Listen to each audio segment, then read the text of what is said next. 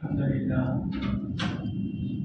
لله رب العالمين، والصلاة والسلام على رسوله الكريم وعلى آله وصحبه أجمعين. أما بعد، قال الله تبارك وتعالى في كلامه المجيد: أعوذ بالله من الشيطان الرجيم، بسم الله الرحمن الرحيم. يا أيها الذين آمنوا كتب عليكم الصيام كما كتب على الذين من قبلكم لعلكم تتقون. صدق اللہ العظیم. بزرگان محترم اور عزیز بھائیوں اور دوستوں، رمضان کا بابرکت مہینہ شروع ہونے والا ہے، جس میں خدا کی رحمتیں اس کے بندوں کی طرف متوجہ ہوتی ہیں. جو وقت جتنا قیمتی ہوتا ہے اور جو چیز جتنی گرا قدر ہوتی ہے، اسی قدر اس کی حفاظت اور اس کے حقوق کی رعایت بھی ضروری ہوتی ہے. ریت کے ٹھیلے سرے راہ رکھ دیے جاتے ہیں اور سونے کا ایک چھوٹا سا ٹکڑا بھی محفوظ مکان اور محفوظ جگہ پہ رکھا جاتا ہے. تو آئیے ماہ مبارک کے لیے ایک نظام العمل بنائیے اور اس نظام کے مطابق اپنا وقت گزاریے.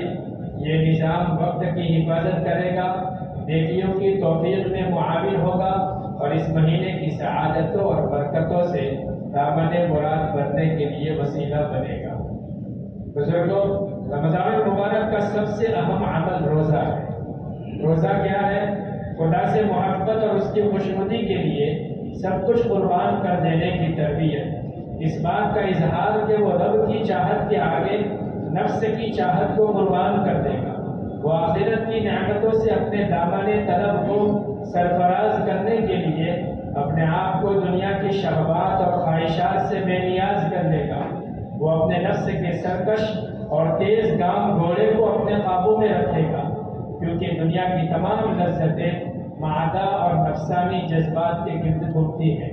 روزہ ان دونوں پر کنٹرول کرتا ہے، اور اس کنٹرول کے پیچھے کوئی ظاہری اور مادی طاقت نہیں ہے، صرف خدا کا خوف اور آخرت میں جواب دہی کا احساس ہے جو روزے دار کو کھانے پینے سے روکے ہوئے ہے. اسی لیے سب سے اہم بات یہ ہے کہ ہم بقدر امکان روزہ توڑنے سے بچیں. ہر عاقل بالغ مسلمان مرد اور عورت پر روزہ رکھنا فرض ہے. اس سے صرف حیض و نفاس سے دو چار عورتیں، مسافر، بہت بوڑھے اور مریض جو روزہ رکھنے کی طاقت نہیں رکھتے مستثنا ہے. اگر ان اعذار کے نہ ہونے کے باوجود کوئی شخص روزہ توڑے تو سخت گنہگار ہے اور اتنا بڑا محروم ہے کہ ارشاد نبی صلی اللہ علیہ وسلم کے مطابق اگر رمضان المبارک کے ایک روزے کے بدلے سال بھر بھی روزہ رکھتا رہے تو اس ایک روزے کے توڑنے کی تلافی نہ ہو سکے. اس لیے کسی شرعی عذر کے بغیر روزہ توڑنے سے پوری طرح پرہیز کیجیے. رمضان المبارک کا دوسرا عمل نماز تراویح کا اہتمام ہے. رسول اللہ صلی اللہ علیہ وسلم نے چند دنوں مسجد نبوی میں یہ نماز ادا فرمائی ہے. پھر اس اندیشے سے مسجد میں آپ صلی اللہ علیہ وسلم نے نماز پڑھنا چھوڑ دیا کہ کہیں یہ نماز امت پر فرض نہ ہو جائے کہ اگر ایسا ہوا تو یہ امت کے لیے باعث مشقت ہوگا. امام ابو حنیفہ، امام مالک، امام شافعی اور امام احمد رحمہ اللہ اس بات پر متفق ہے کہ تراویح کی نماز 20 رکعت ہے. 20 حضرت عمر فاروق رضی اللہ عنہ کے زمانے سے لے کر آج تک حرمین شریفین میں 20 رکعت تراویح کا معمول رہا ہے. اس لیے مسنون یہی ہے کہ 20 رکعت تراویح ادا کی جائے. بعض حضرات 8 رکعت تراویح کے قائل ہیں، لیکن اس مسئلے کو امت کے درمیان نزاع کا ذریعہ نہ بنائے.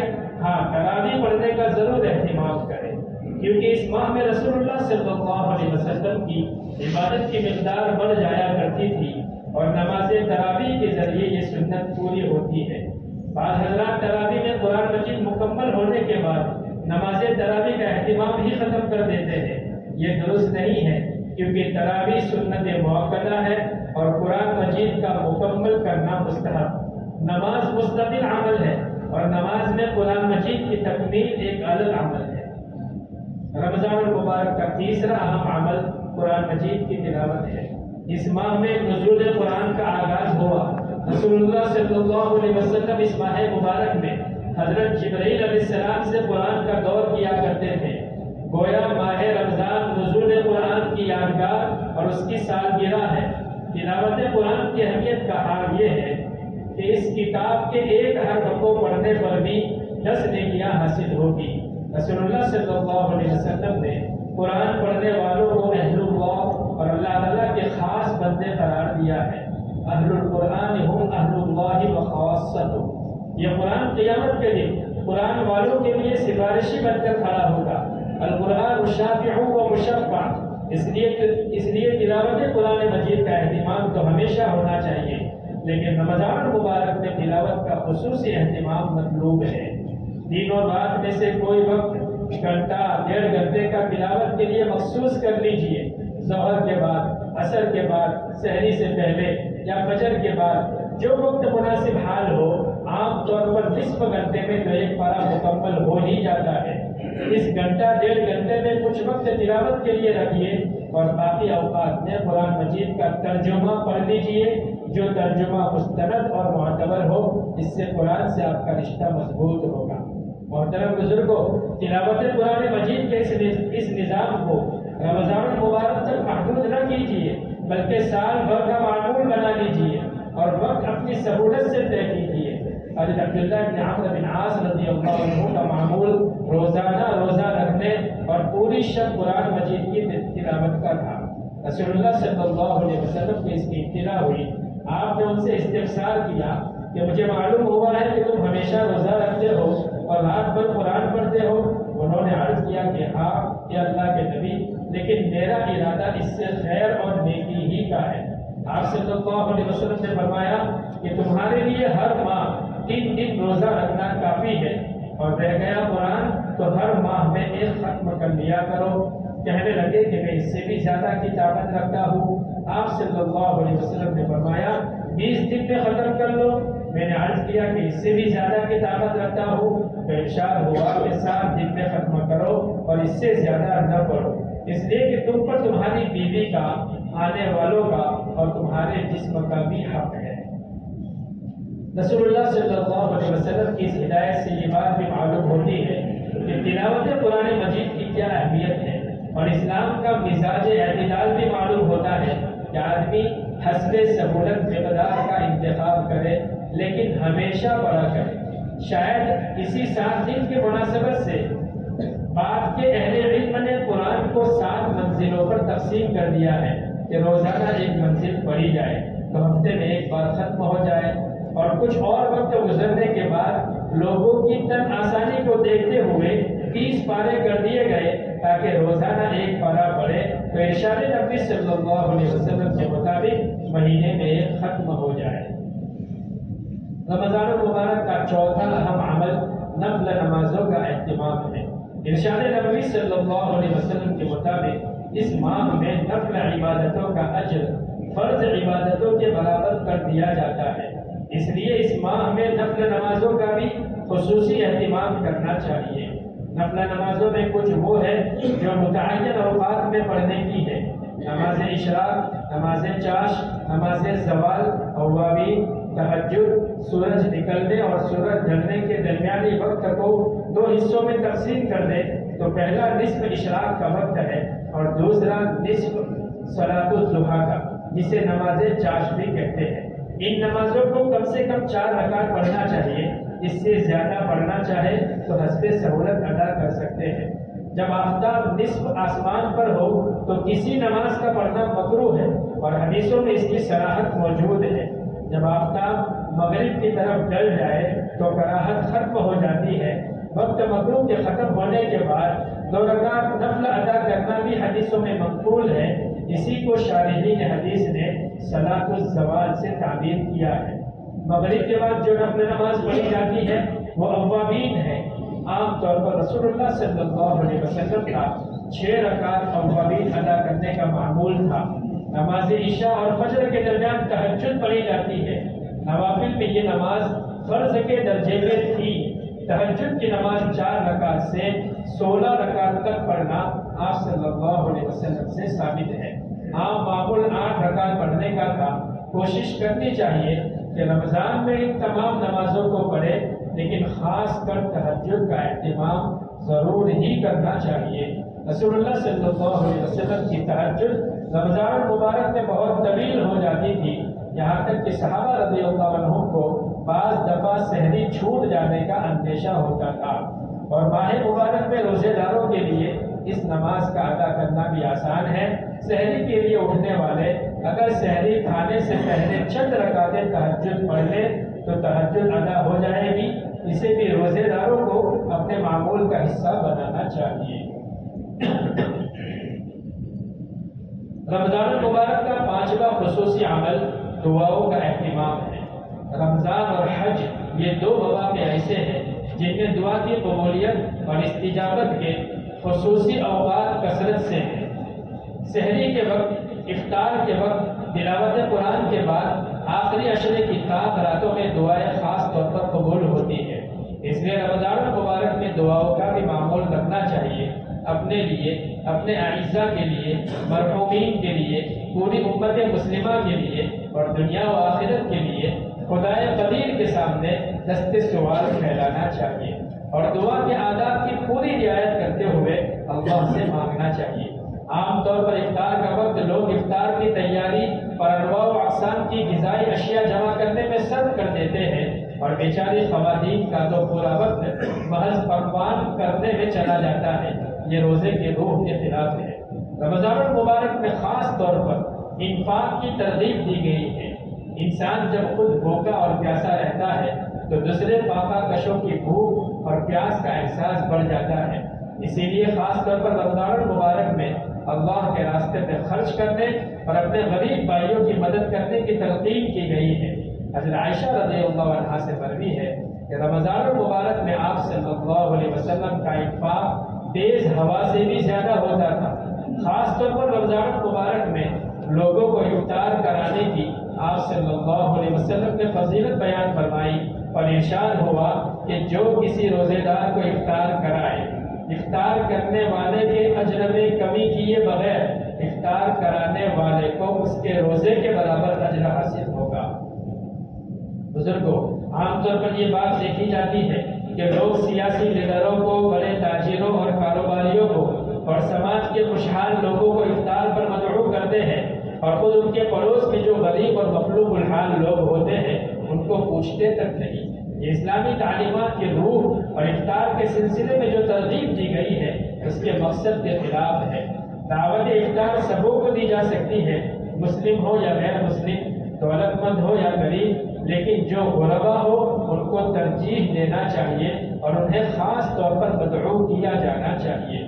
رسول اللہ صلی اللہ علیہ وسلم نے ولیمے کے بارے میں فرمایا کہ بدترین ولیمہ وہ ہے جس میں مالداروں کو بلایا جائے اور غریبوں کو نظر انداز کر دیا جائے۔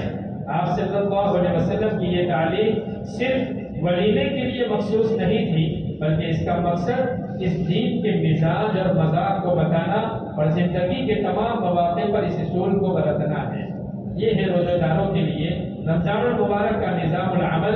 اس کے ساتھ ساتھ یہ بھی ضروری ہے کہ روزے دار اپنے آپ کو ہر طرح کے گناہ سے بچائے، اور بالخصوص زبان کے گناہوں، غیبت، بہتان تراشی، جھوٹ، جھوٹی گواہی وغیرہ سے کہ یہ روزے کو ضائع کر دیتے ہیں۔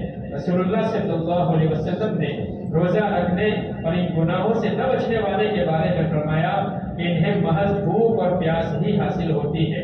کم من صائم لیس لہ الا الجوع والعطش۔ آئیے ہم اپنا جائزہ لیں کہ کیا ہم رمضان المبارک کا مہینہ اسی نظام العمل کے مطابق گزارتے ہیں؟ اگر نہیں تو اس سال رمضان کا مبارک مہینہ اسی نظام کے مطابق گزارنے کی کوشش کریں۔ بہرحال یہ رمضان کا مہینہ جو آ رہا ہے وہ اللہ تبارک و تعالیٰ کی بہت بڑی نعمت ہے۔ ویسے تو اللہ تبارک و تعالیٰ نے انسان کو پیدا ہی کیا ہے اپنی عبادت کے واسطے۔ قرآن میں باری تعالیٰ فرماتے ہیں کہ ہم نے جنات اور انسان کو اپنی عبادت کے لیے پیدا کیا، تو اس کا تقاضا تو یہ تھا کہ 24 گھنٹے انسان کو عبادت کرنے کا مکلف بنایا جاتا کہ تم کو عبادت کے لیے پیدا کیا ہے تو 24 گھنٹے اسی میں لگے رہو۔ لیکن چونکہ اللہ تبارک و تعالیٰ نے انسان کے ساتھ اس کی طبعی حاجت بھی رکھی ہے، کھانے پینے کے تقاضے، آرام کے تقاضے، تو اللہ تبارک و تعالیٰ کی طرف سے یہ کرم کا معاملہ کیا گیا کہ عبادات کچھ ایسی ہیں جو فرض قرار دی گئی، کہ 5 نمازیں فرض کی گئی، کہ دن میں 5 نمازیں فرض ہیں، باقی اوقات آپ اپنا کاروبار کر سکتے ہیں، دکان لگا سکتے ہیں، تجارت کر سکتے ہیں، کھیتی باڑی کر سکتے ہیں، گویا دوسرے اوقات کو اپنے دوسرے کاموں میں استعمال کرنے کی اللہ تبارک و تعالیٰ کی طرف سے اجازت دی گئی۔ اب انسان کا مزاج ایسا ہے کہ اس کو انگلی دو تو پہنچا پکڑ لیتا ہے۔ یہاں ہمیں دوسرے اوقات کے اندر کام کرنے کی اجازت دی، کاروبار کی اجازت دی گئی، ہم نے اپنے آپ کو ایسا مشغول کر دیا کہ فرائض کو بھی بھلا دیا۔ حالانکہ چاہیے تو یہ تھا کہ ان ایام میں بھی فرائض کا خوب اہتمام کرتے، لیکن یہ رمضان کا جو مہینہ ہے اس میں ہمیں اس بات کی طرف متوجہ کیا گیا کہ ہم اس پورے مہینے کو زیادہ سے زیادہ اللہ کی عبادت میں، اس کی اطاعت میں، اس کی فرمانبرداری میں گزارنے کا اہتمام کریں۔ یہ جو سال بھر اپنی تجارت میں، زراعت میں، کاروبار میں لگنے کی وجہ سے ہمارے دلوں کے اندر جو کچھ دنیا کی محبت آ گئی تھی، میل کچیل آ گیا تھا، اس کی صفائی کے لیے گویا ہمیں موقع دیا جا رہا ہے۔ بزرگوں، دنیا کا دستور یہ ہے کہ بڑے بڑے کارخانے، فیکٹریاں اور ان کے اندر جو مشینریاں ہوتی ہیں، ایسا نہیں کہ وہ 12 مہینے ہمیشہ چلائی جاتی رہے، نہیں، سال کے اندر کچھ دن وہ آتے ہیں جن میں ان کارخانوں کو اور فیکٹریوں کو بند رکھا جاتا ہے اور ان کی مشینریوں کے جو پارٹس ہیں ان کو کھول کر ان کی صفائی کی جاتی ہے اور سروس کی جاتی ہے۔ آپ جو گاڑیاں استعمال کرتے ہیں ان کی بھی سروس کی جاتی ہے، اگر سروس نہ کرے تو یہ اپنا کام کرنا چھوڑ دے گی۔ ہر چیز، ہر مشینری اس بات کی متقاضی ہوتی ہے کہ اس کی سروس کی جائے، اوور ہولنگ کی جائے، اس کو سال میں ایک موقع پر ٹھیک ٹھاک کیا جائے۔ اسی طرح ہمارے قلب کا حال بھی ہے، ضرورت ہے کہ ہم اپنے قلب کی بھی سروس کریں اور اس کو چارج کریں۔ دیکھیے، نبی جو ہوتے ہیں، انبیاء جو ہوتے ہیں، نبی کا ایک تعلق وہ ہوتا ہے جو اللہ تعالیٰ کے ساتھ ہے، اور ایک تعلق نبی کا وہ ہے جو مخلوق کے ساتھ ہے۔ تو اصل تو تعلق اللہ والا ہے، لیکن اسی اللہ کی طرف سے ان کے اوپر کچھ ذمہ داریاں عائد کی گئی ہیں۔ ان ذمہ داریوں کو ادا کرنے کے لیے وہ مخلوق کے ساتھ بھی ربط اور تعلق رکھتے ہیں۔ تو اب اللہ کے ساتھ تعلق کے نتیجے میں قلب کے اندر جو جیلا پیدا ہوتا ہے، جو نور آتا ہے، مخلوق کے ساتھ خلق ملک کے نتیجے میں اس میں کمی آ جاتی ہے، چاہے وہ اللہ کے کام کی نسبت سے ہو، پڑھنے پڑھانے کی نسبت سے ہو، دعوت و تبلیغ کی نسبت سے ہو، وعظ و تقریر کرنے کی نسبت سے ہو۔ لیکن ملنا جلنا تو لوگوں سے ہوگا، عوام سے ہوگا، تو لوگوں سے ملنا جلنا جو ہوگا تو ان کے قلوب کا اثر ان کے قلبوں پر پڑتا ہے اور وہ میل اس پر آ جاتا ہے۔ اسی کو دور کرنے کے لیے خلوت اور تنہائی کی ضرورت پڑتی ہے۔ قرآن پاک میں باری تعالیٰ نے جو حکم دیا، إِنَّ لَكَ بِالنَّهَارِ سَبْحًا طَوِيلًا وَاذْكُرِ اسْمَ رَبِّكَ وَتَبَتَّلْ إِلَيْهِ تَبْتِيلًا۔ اے نبی، دن میں آپ کے لیے بڑی مشغولیتیں ہیں۔ کیا مشغولیتیں تھیں؟ حضور اقدس صلی اللہ علیہ وسلم کی مشغولیت کوئی تجارت تھی، کوئی کھیتی باڑی تھی، کوئی کاروبار تھا؟ نہیں، لوگوں کو اللہ کا پیغام پہنچاتے تھے، اسلام کی، ایمان کی دعوت دیتے تھے، قرآن پاک لوگوں کو بتلاتے تھے، سکھلاتے تھے۔ لوگوں کے ساتھ جو خلق مند ہوتا تھا، باری تعالیٰ کی طرف سے حکم دیا گیا، وَاذْكُرِ اسْمَ رَبِّكَ، اپنے رب کو یاد کرو، وَتَبَتَّلْ إِلَيْهِ تَبْتِيلًا، اور سب لوگوں سے کٹ کر کے اللہ تبارک و تعالیٰ کی طرف متوجہ ہو جاؤ، تاکہ لوگوں کے ساتھ خلط ملط ہونے کے نتیجے میں قلب میں جو غبار آیا ہے وہ صاف ہو جائے، دور ہو جائے۔ تو محترم بزرگوں، رمضان کا مہینہ یہ اللہ تعالیٰ کا ہمارے لیے بہت بڑا انعام ہے۔ ضرورت ہے کہ ہم اس مہینے کے زیادہ سے زیادہ وقت کو اللہ تعالیٰ کی عبادت اور فرمانبرداری میں گزارے۔ اللہ تعالیٰ سے دعا کرتے ہیں کہ اللہ تعالیٰ ہمیں رمضان المبارک کی قدردانی کی توفیق عطا فرمائے اور اس رمضان کو ہماری زندگی کا سب سے بہترین رمضان بنائے۔ آمین یا رب العالمین۔ وآخر دعوانا